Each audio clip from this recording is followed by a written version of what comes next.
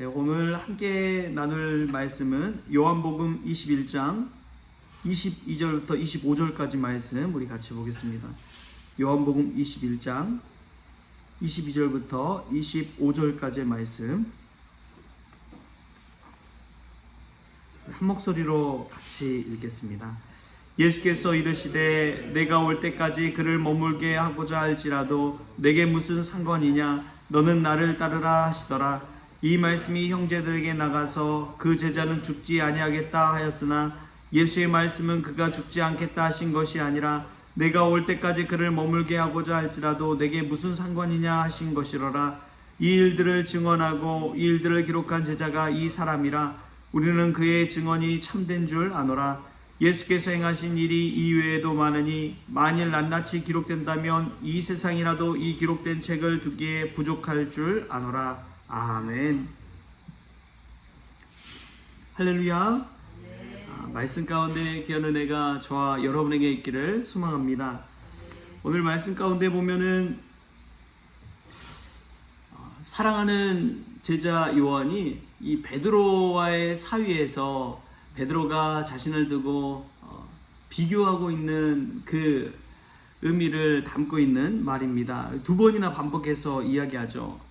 예수님께서 베드로에게 비교하지 말라고 하신 그 말씀을 사랑하는 제자 요한이 기록한 것입니다.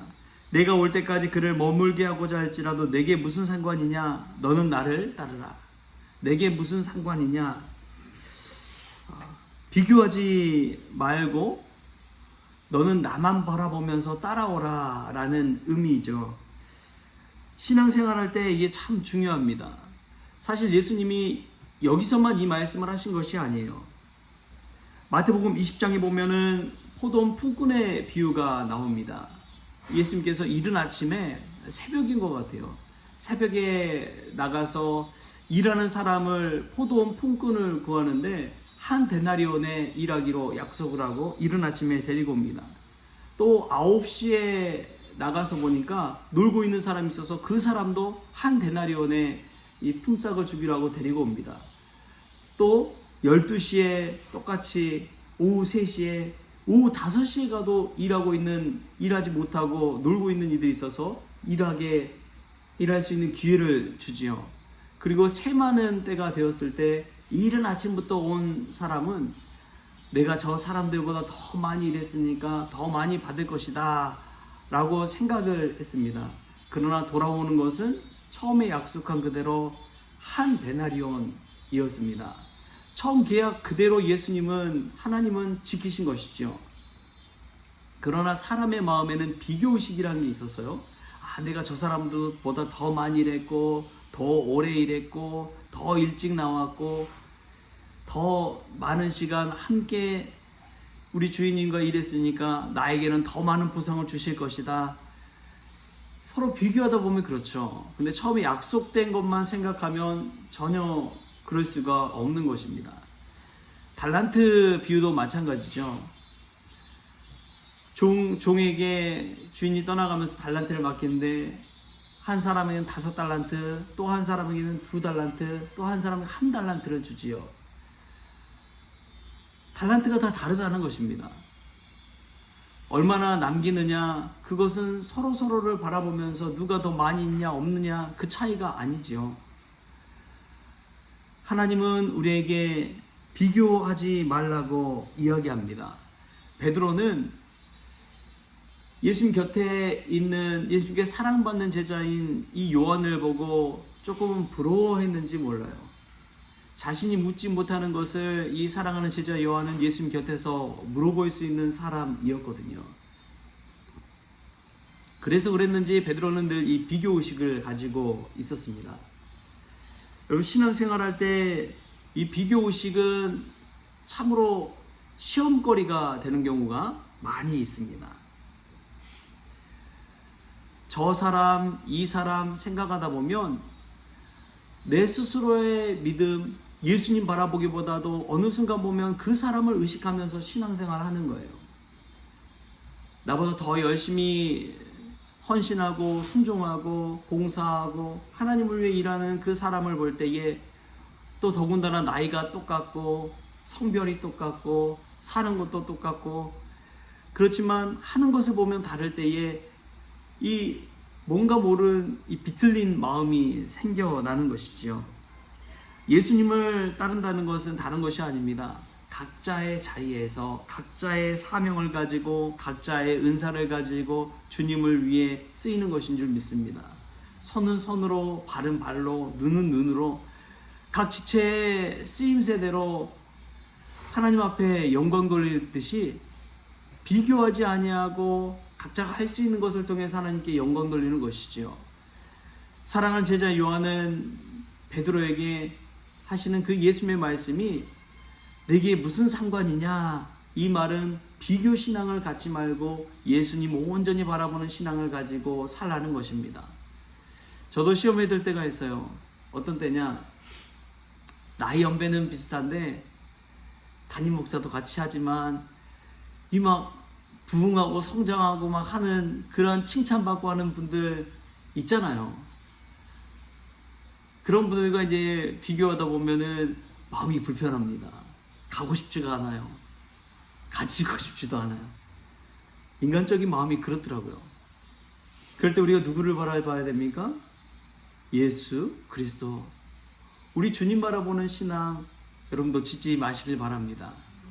그때야말로 주님 바라보면서 나와 주님과의 은밀한 교제를 나누는, 또 기도 가운데 주님과 더 친밀해지는 그런 기회로, 계기로 삼을 수 있기를 주님의 이름으로 축복합니다. 또 보면은 사도 요한이 고백하는 것이 있어요. 이게 마지막 절인데 25절 말씀 우리 같이 한번 읽겠습니다.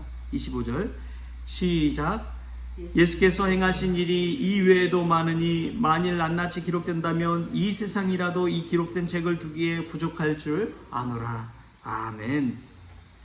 여러분, 이 말씀을 묵상하다 보면 예수님께서 정말 사랑으로서 이 땅에 오셔서 행한 일이 얼마나 많은지를 생각해 볼 수가 있습니다.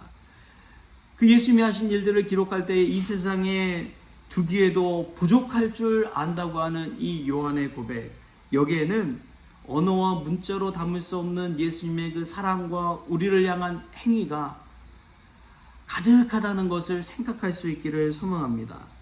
이 말씀 묵상하는데 저는 찬송가 304장 그 크신 하나님의 사랑이 생각나더라고요. 3절 가사가 이렇습니다. 하늘을 두루마리 삼고 바다를 먹물 삼아도 한없는 하나님의 사랑 다 기록할 수 없겠네. 하늘을 두루마리 삼고 바다를 먹물로 삼아도 하나님의 사랑을 다 기록할 수 없다는 그 고백, 사도 요한의 고백인 줄 믿습니다. 여러분, 우리가 받은 그 주님의 사랑을 한번 기록해 보십시오. 날마다 보십시오. 그러나 여러분 아십니까? 부지 중에 우리에게 베푸신 하나님의 은혜도 어마어마하다는 사실을요. 인간의 이성은 한계가 있습니다. 인지 능력은 한계가 있어요. 우리가 볼 수 있는 것, 가장 미세한 거 볼 수 있습니까? 가장 큰 우주를 다 볼 수 있습니까? 부족합니다. 그런데 하나님의 사랑은 그 우주보다도 넓고 그 바다보다도 크다는 것입니다. 할렐루야.